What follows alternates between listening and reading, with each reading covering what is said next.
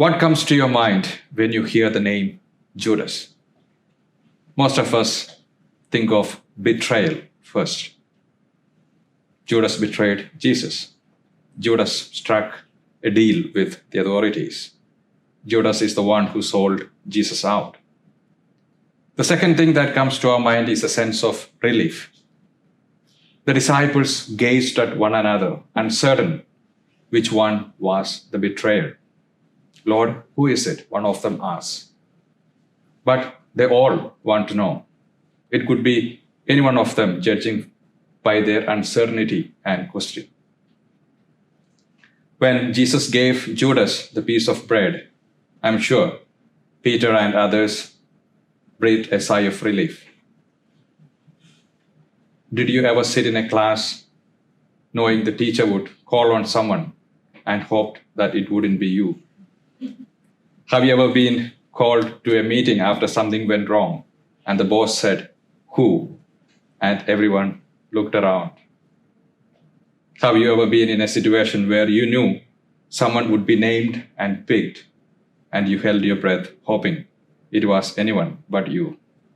And do you remember that sense of relief when it was someone else and not you? And you said to yourself, "Oof, that was a close call."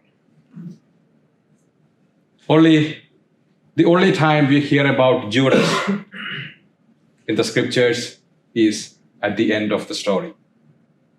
It is well known that Judas betrayed Jesus at the end of the story.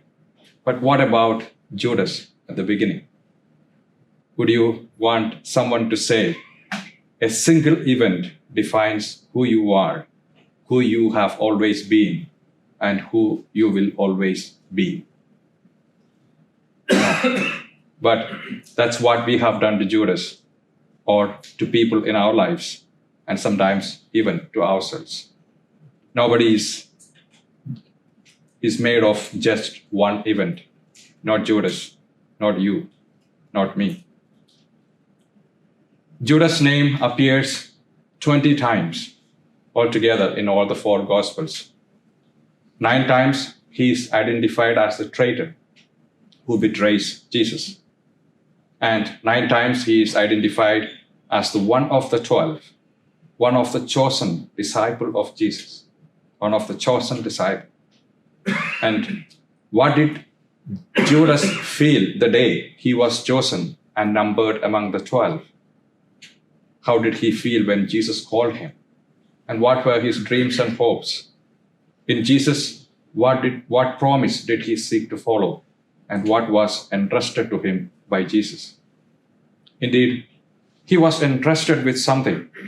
It is easy to forget that side of Judas. There is always an entrustment before a betrayal. It is impossible to betray unless you are given something to betray.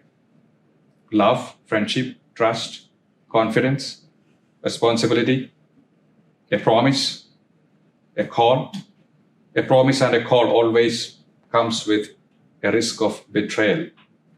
Every promise is made and accepted with the risk of being fulfilled or not. Gifts are given with the risk of being opened, accepted, returned, or thrown away. It is not either or, it is both at the same time. Before Judas was the ever betrayer, he was an entrusted one. Aren't we all? We all have been entrusted with something, and we all carry the risk that we might betray that entrusting. That's the story of Judas. It's our story too.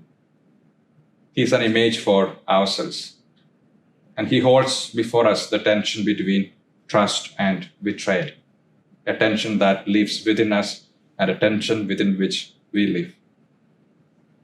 Don't make this into a judgment, good or bad, right or wrong. Just recognize the complexities and contradictions that constitute our lives, that constituted Judas' life.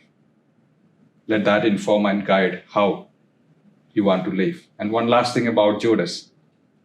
Like the other disciples, his feet were also washed. Jesus loved him as much as the other 11.